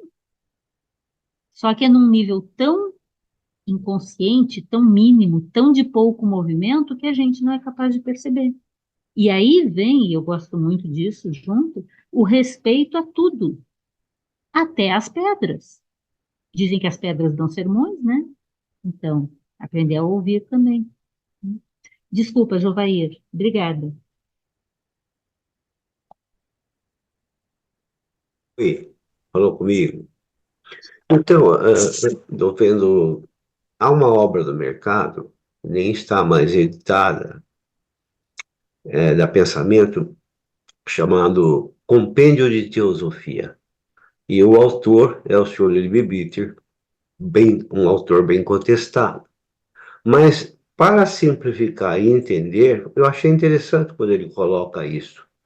Ele dá o nome dessa manifestação com uma palavra chamada substância. Uhum. Essa substância, o que é? É um aglomerado atômico. E ele faz uma menção. Não é o átomo que os cientistas modernos conhecem. O grau de sutilidade é diferenciado. Lembra que modernos aqui é final do século XIX, né? Sim. Ok, obrigado. Desculpa. E aí ele coloca 3 laminazinhas para identificar. A primeira laminazinha é branca. A segunda laminazinha que vai de encontro é preta. E a terceira laminazinha é preta com 7 furos. Uhum. Aí ele vai falar sobre a descida, que vai coincidir com mais ou menos com a organização dos arcontes. Só que a gente não vai falar nisso agora. Eu só me baseei com toda essa discussão, a palavra substância resolve para mim. É só isso. Eu acho interessante, Giovanni, você trazer isso, porque eu acredito, sinceramente acredito, que existam, sim, as palavras mais adequadas, os termos mais adequados para cada uma dessas manifestações às quais a gente está se referindo. No entanto, de pouco adianta, e agora eu vou brincar com o Silvano, quando o Silvano disse, eu não sei dizer esse negócio aqui, oi, a, o, que adianta ele dizer a palavra certa, tô brincando que essa é a palavra certa, se para ele não faz nenhum sentido. Então, a palavra certa, a forma certa de apreender e de compreender tem muito a ver com a capacidade que, naquele momento, tempo, espaço, vida, eu tenho para aquilo. Vai explicar a doutrina secreta para a criança. Ela pode ser uma alma muito velha, mas o instrumental dela não está capacitado para isso ainda. A gente não está entendendo? Ou estamos entendendo um pouquinho? Então, eu acho bacana o Juvair dizer assim, para ele serviu substância, e eu acho uma boa palavra. Um dos grandes problemas é o que o Silvano estava trazendo, ou foi o Bruno também que falou, mas o Silvano também falou disso, é que, e a Ana Paula falou disso, que a palavra escuridão e a palavra trevas, para nós, no nosso contexto, tem um contexto diferente. E aí voltamos à questão de tradução, escolha das palavras. Então, eu acho que, em parte, foi objetivo também da Blavatsky provocar, de dizer, não é escure, luz deste ponto de vista, do todo, é posterior à escuridão caos. Porque, mesmo fora do tempo, o caos é anterior ao cosmos. Porque o caos é aquilo que permite, é esse círculo branco vazio e totalmente cheio que permite que as coisas aconteçam. E qualquer coisa que acontecer é fenômeno, enquanto que eles estão se referindo a númeno, né, que é antes do fenômeno, que não é número, é númeno. Mas isso é muita filosofia para minha cabeça. Ana Paula. Licença, Jânia, eu vou ser bem breve. Dentro do comentário que o Silvano trouxe, quando eu estava lendo, eu fiquei me perguntando, porque eu lembrei do Filhos da Luz e Filhos das Trevas, que estamos no início do material, quando se faz menção aos essênios. E aí, dentro do comentário que foi trazido hoje, traz justamente uma ampliação desse conteúdo na qual a Blavatsky não está falando das mesmas coisas. Não. Uhum. E aí eu trago coisas, não é diminuindo o conteúdo do estudo de hoje, não é isso, é porque é a palavra que me chega nesse momento. Sim. E ele, que na hora que eu estava lendo, eu disse, eu vou perguntar a Jane, então para que uma batalha dos filhos da luz com os filhos das trevas, se tudo é luz? Ainda bem que ele clareou e eu não trouxe essa pergunta. Gratidão. E pior é que eu vou te responder mesmo. Os próprios essênios dizem que só tem a guerra dos filhos da luz contra os filhos das trevas porque surgiram os filhos das trevas, que não são essas trevas que estão aqui sendo interpretadas dessa forma, mas sim as trevas no sentido daquilo que vai não no reto caminho, né? Então, a gente entende, mas a gente precisa, às vezes, fazer mais, né? Dar mais voltas. Mas isso é só para estimular também.